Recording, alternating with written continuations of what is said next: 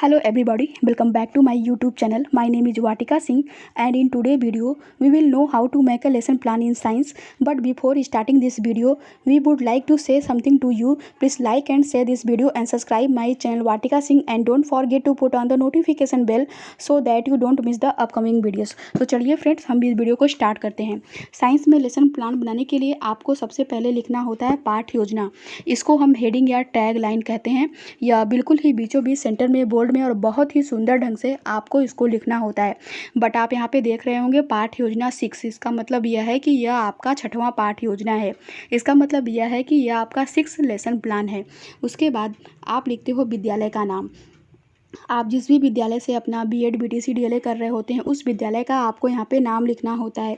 उसके बाद आप लिखते हो दिनांक। जिस भी डेट को आप अपनी पाठ्य योजना बनाते हो उस डेट को आपको यहाँ पे दिनांक में लिखना होता है। उसके बाद आप लिखते हो विषय। जिस भी विषय में आप पाठ्य योजना बना रहे होते हैं उस विषय को आपको यहाँ पे विषय में लिखना होता है। उसके बाद आप लिखते हो चक्र। बच्चों को पढ़ाने के दौरान आपका जो भी पीरियड होता है उसी पीरियड को आपको चक्र में लिखना होता है। उसके बाद आप लिखते हो कक्षा। आप जिस भी कक्षा के लिए पाठ्य योजना बना रहे होते हैं उस कक्षा को आपको यहाँ पे कक्षा में लिखना होता है। उसके बाद आप लिखते हो अवधि। टीचिंग के दौरान आपको जो भी समय दिया जाता है टीचिंग करने के लिए उसी समय को, उसी टाइम को, उसी ड्यूरेशन को आपको अवधि में लिखना होता है। उसके बाद आप लिखते हो प्रकरण। यहाँ पे हमारा प्रकरण है मानव निर्मित वस्तुएं, वस्त्र तथा भवन निर्माण। इसलिए हमने प्रकरण में लिखा हुआ है मानव निर्मित वस्त्र तथा भवन निर्माण। प्रकरण से मैं आपको बता दूं कि यह जो प्रकरण होता है यह पाठ का नाम ही होता है। इसको बिल्कुल ही बीचों बीच सेंटर में बोर्ड में और बहुत ही सुंदर ढंग से आपको इसको लिखना होता है। उसके बाद आप एक ऐसी सीधी लाइन खींच देते हैं। इसे हम विषय का इंडेक्स, इसे हम ब्लैक बोर्ड एंट्री भी कहते हैं। इस विषय के इंडेक्स में, इस ब्लैक बोर्ड एंट्री में हमने आपको विषय के बारे में संक्षिप्त में सारी जानकारी आपको यहाँ पे दे रखी है। उसके बाद आप लिखते हो सामान्य उद्देश्य। तो पहले मैं आपको सामान्य उद्देश्य के बारे में बता दूं कि यह सामान्य उद्देश्य क्या होता है और ये सामान्य उद्देश्य क्या होता है। ये जो सामान्य उद्देश्य होता है, जो विषय आप बच्चों को पढ़ाने जा रहे हैं उससे बच्चा क्या सीखेगा उसे ही हम सामान्य उद्देश्य कहते हैं और उसे ही हम सामान्य उद्देश्य में लिखते हैं। सामान्य उद्देश्य में है हम अपने विषय के बारे में 5, 6, 7, 8 पॉइंट्स हम अपने विषय के बारे में सामान्य उद्देश्य में लिखते हैं। और एक इम्पॉर्टेंट और महत्वपूर्ण जानकारी मैं आपको यहाँ पे दे दूँ, जैसे कि आप साइंस की 20 पाठ्य योजना बना रहे हैं तो आप अपने साइंस की 20 पाठ्य योजना में यही सामान्य उद्देश्य आप बार बार लिख सकते हैं। सामान्य उद्देश्य में यहाँ पे हमारा पहला पॉइंट्स है छात्रों में विज्ञान विषय के प्रति रुचि उत्पन्न करना। दूसरा पॉइंट्स हमारे यहाँ पे है छात्रों में वैज्ञानिक दृष्टिकोण उत्पन्न करना। तीसरा पॉइंट्स हमारे यहाँ पे है छात्रों को सामान्य वैज्ञानिक सिद्धांतों से अवगत कराना। चौथा पॉइंट्स हमारे यहाँ पे है छात्रों की मानसिक शक्तियों का विकास करना। उसके बाद आप लिखते हो विशिष्ट उद्देश्य। तो पहले मैं आपको बता दूं कि यह विशिष्ट उद्देश्य क्या होता है और ये कितने प्रकार के होते हैं। जो पाठ आप बच्चों को पढ़ाने जा रहे हैं उससे बच्चा क्या सीखेगा उसे ही हम विशिष्ट उद्देश्य कहते हैं और उसे ही हम विशिष्ट उद्देश्य में लिखते हैं। विशिष्ट उद्देश्य हमारे 3 प्रकार के होते हैं। पहला होता है हमारा ज्ञानात्मक उद्देश्य, दूसरा होता है हमारा बोधात्मक उद्देश्य, तीसरा होता है हमारा कौशलात्मक उद्देश्य। इन तीनों उद्देश्यों में लगभग आपको 2-2 पॉइंट्स लिखने होते हैं।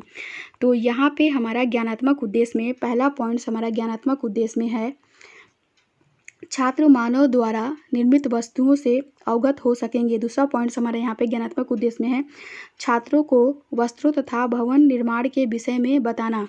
बोधात्मक उद्देश्य में पहला पॉइंट्स हमारा बोधात्मक उद्देश्य में है छात्रों को वस्त्रों के निर्माण में प्रयुक्त होने वाले धागों के विषय में बताना। दूसरा पॉइंट्स हमारे यहाँ पे है भवन निर्माण क्रिया से अवगत कराना। कौशलात्मक उद्देश्य में पहला पॉइंट्स हमारे यहाँ पे है छात्र वस्त्रों के निर्माण में प्रयुक्त सामग्रियों व उसके स्रोतों को एक तालिका के माध्यम से प्रदर्शित करने का गुण सीखेंगे। दूसरा पॉइंट्स हमारे यहाँ पे है छात्रों की चित्रात्मक ज्ञान का विकास होगा। उसके बाद आप लिखते हो सहायक सामग्री। तो पहले मैं आपको बता दूं कि यह सहायक सामग्री क्या होता है। बच्चों को पढ़ाने के दौरान जो भी टॉपिक आप समझाने के लिए ब्लैक बोर्ड पे जिन सामग्रियों का यूज करके या बच्चों को आप वह टॉपिक समझाते हो उसी सामग्री को हम सहायक सामग्री कहते हैं। सहायक सामग्री के रूप में आप लिख सकते हो चाक, डस्टर, प्रकरण से संबंधित कक्षा में उपस्थित वस्तुएं आदि। उसके बाद आप लिखते हो पूर्व ज्ञान। तो पहले मैं आपको बता दूं कि यह पूर्व ज्ञान क्या होता है। यह जो पूर्व ज्ञान होता है यह लगभग सभी का एक समान होता है, बस यहाँ पे क्या होता है कि पाठ का नाम चेंज कर दिया जाता है। पूर्व ज्ञान के रूप में आप लिख सकते हो छात्र वस्तु तथा भवन निर्माण के विषय में महत्वपूर्ण जानकारी रखते हैं, ऐसा आप पूर्व ज्ञान में लिख सकते हैं।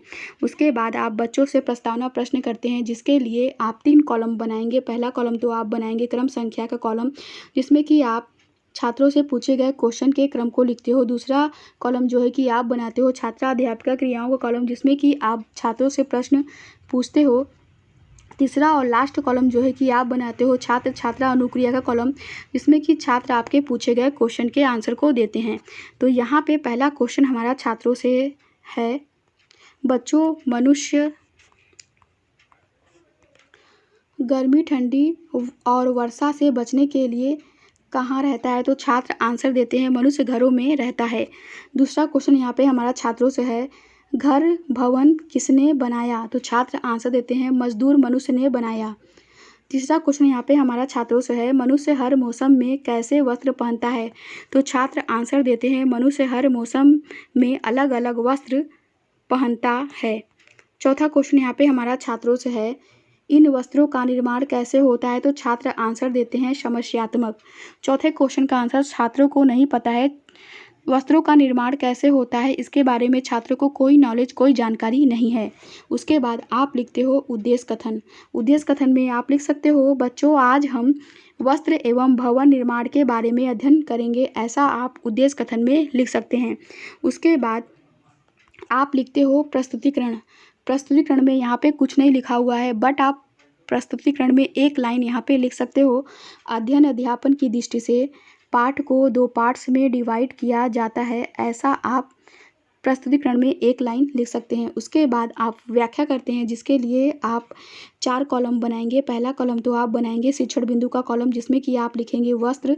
दूसरा कॉलम जो है कि आप बनाएंगे छात्रा अध्यापिका क्रियाओं कॉलम, जिसमें कि आप व्याख्या करेंगे। तीसरा कॉलम जो है कि आप बनाएंगे छात्र क्रियाओं का कॉलम, जिसमें कि आप लिखोगे छात्र ध्यानपूर्वक व्याख्या को सुनेंगे।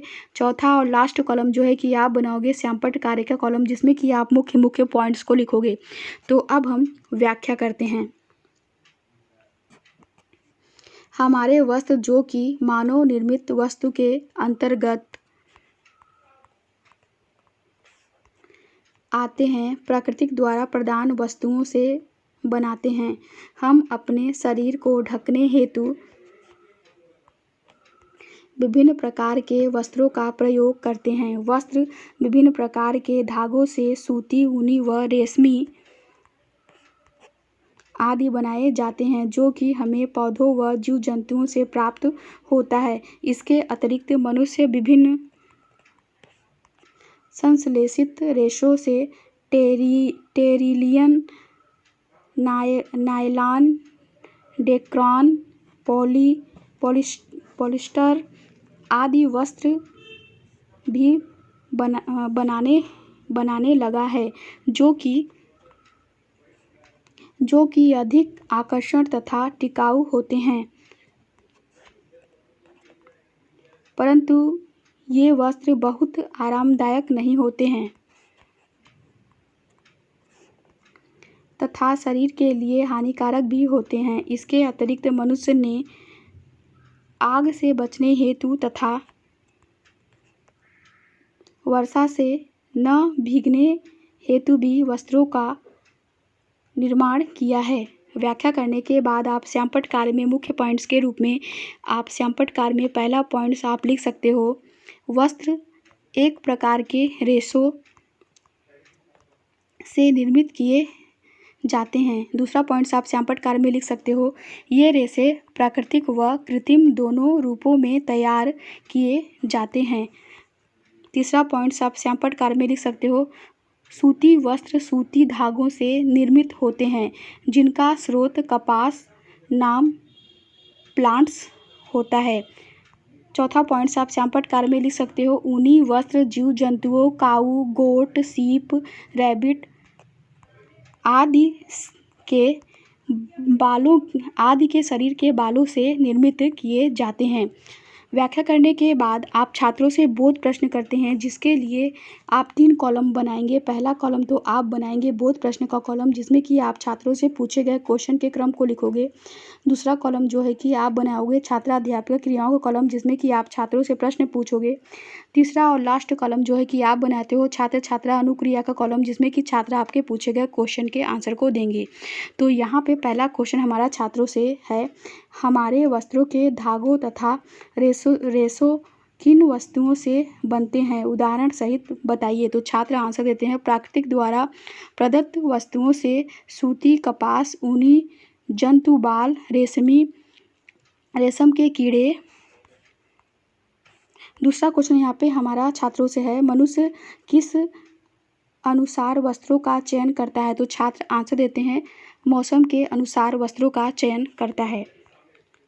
बच्चों से बोध प्रश्न करने के बाद आप फिर से व्याख्या करते हैं, जिसके लिए आप फिर से वही सब सारी प्रोसेस को दोहराते हैं। व्याख्या करने के लिए आप फिर से 4 कॉलम बनाएंगे। पहला कॉलम तो आप बनाएंगे शिक्षण बिंदु का कॉलम, जिसमें कि आप लिखोगे भवन निर्माण। दूसरा कॉलम जो है कि आप बनाओगे छात्र अध्यापक क्रियाओं कॉलम, जिसमें कि आप व्याख्या करोगे।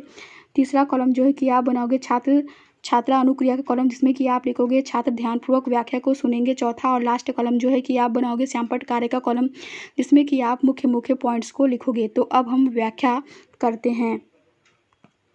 मनुष्य भवन का निर्माण अपनी सुरक्षा पूर्वक रहने हेतु करता है। मनुष्य 2 प्रकार के मुख्य घरों में रहता है, पहला कच्चे घर, दूसरा पक्के घर। भवन निर्माण में ईंट, पत्थर, लोहे के गार्डर, सरिया, मिट्टी, सीमेंट, बालू, लकड़ी, पानी आदि का प्रयोग किया जाता है।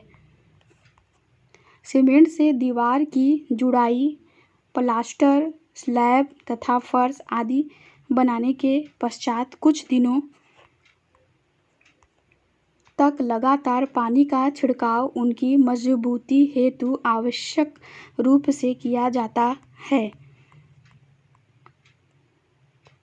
व्याख्या करने के बाद श्यामपट्ट कार्य के कॉलम में आप मुख्य पॉइंट्स के रूप में श्यामपट्ट कार्य में पहला पॉइंट्स आप लिख सकते हो, भवन निर्माण में प्रयुक्त किए जा रहे सीमेंट की भूमिका बहुत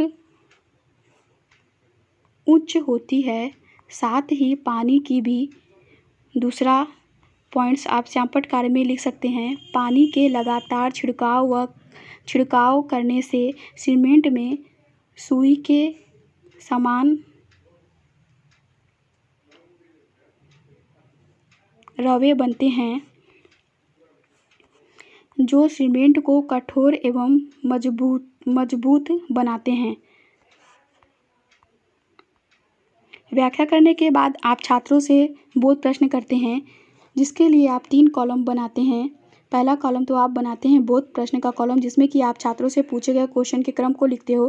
दूसरा कॉलम जो है कि आप बनाते हो छात्रा अध्यापक क्रियाओं कॉलम, जिसमें कि आप छात्रों से प्रश्न पूछते हो। तीसरा और लास्ट कॉलम जो है कि आप बनाते हो छात्र छात्रा अनुक्रिया का कॉलम, जिसमें कि छात्र आपके पूछे गए क्वेश्चन के आंसर को देते हैं। तो यहाँ पे हमारा पहला क्वेश्चन छात्रों से है, भवन निर्माण के उपयोगी पदार्थ में क्या क्या वस्तुएं आती हैं। तो छात्र आंसर देते हैं, ईंट, पत्थर, सीमेंट, बालू, पानी आदि उपयोगी पदार्थ हैं। दूसरा क्वेश्चन यहाँ पे हमारा छात्रों से है, सीमेंट की मजबूत जुड़ाई हेतु क्या करना चाहिए। तो छात्र आंसर देते हैं, लगातार पानी का छिड़काव करना चाहिए। बोध प्रश्न करने के बाद आप छात्रों को गृह कार्य देते हो। गृह कार्य के रूप में आप छात्रों को दे सकते हो, वस्त्रों के वर्गीकृत चार्ट को घर से बनाकर लाइए एवं पाठ का अध्ययन भी कीजिए। ऐसा गृह कार्य आप छात्रों को दे सकते हो। अगर आपको हमारा ये वीडियो पसंद आया तो आप कमेंट करके हमारे इस वीडियो को बताइए कि आपको हमारा ये वीडियो पसंद आया, और हमारे इस वीडियो को आप लाइक करिए, कमेंट करिए और शेयर करिए। और इस पाठ्य योजना की लिंक हमने डिस्क्रिप्शन बॉक्स में दे रखी है। वहाँ पे मैंने आपको ब्लॉगर लिंक, ट्यूटर लिंक और ड्राइव लिंक, तीनों लिंक इस पाठ्य योजना की दे रखी है। आप वहाँ से इस पाठ्य योजना की लिंक को डाउनलोड करके पाठ्य योजना को देख सकते हो। पाठ्य योजना में अगर आपको कोई भी दिक्कत होती है, कोई भी प्रॉब्लम होती है, तो आप मुझे कमेंट में क्वेश्चन मुझसे आप कमेंट सेक्शन में क्वेश्चन पूछ सकते हो। पाठ योजना से रिलेटेड कोई भी क्वेश्चन अगर आपको मुझसे पूछना हो तो आप कमेंट सेक्शन में मुझसे क्वेश्चन पूछ सकते हो, या आप मुझे मेल भी कर सकते हो और मैं आपके पूछे गए क्वेश्चन के आंसर को दूंगी। अगर अभी भी आपने हमारे इस चैनल को सब्सक्राइब नहीं किया है तो आप हमारे चैनल को सब्सक्राइब जरूर कर लीजिए, ताकि मैं जब भी कोई अपना नया वीडियो अपलोड करूँगी तो आपको उसकी नोटिफिकेशन, उसकी अपडेट आपको जल्द ही मिल जाएगी, जिससे कि आप हमारे किसी भी नए वीडियो को मिस नहीं कर पाएंगे। तो हम आपसे फिर से मिलते हैं अपने नए वीडियो के साथ।